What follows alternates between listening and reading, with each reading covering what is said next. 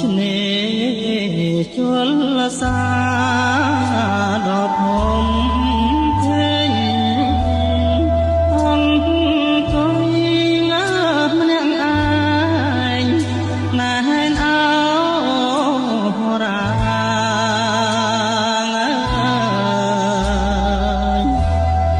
យើ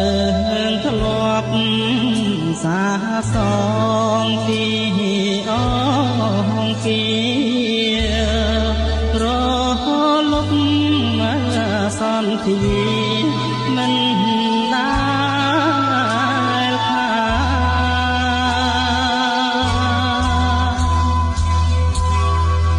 រលក្រមក្រមគ្មានឈប់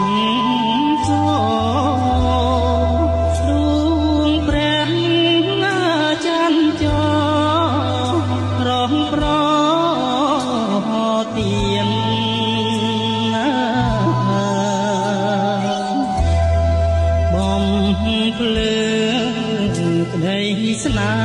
ហ៍យើងពីប្រាណ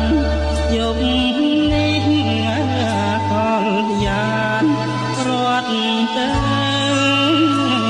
ណា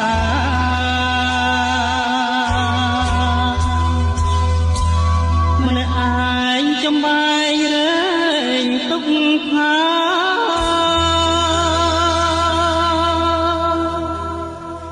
ស្រស់ជីវ៉ាទៅណា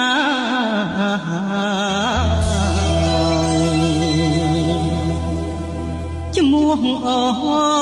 នចាទុកនៅឡាខ្នល់ខ្នាយសីឡារកនួនល្អ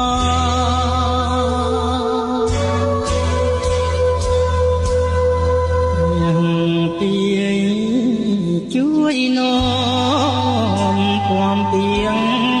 ទៅប្រាប់ដល់លើឆោមឆ្លៅ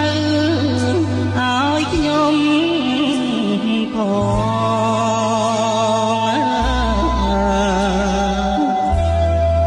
ថារៀមនៅចាំចិន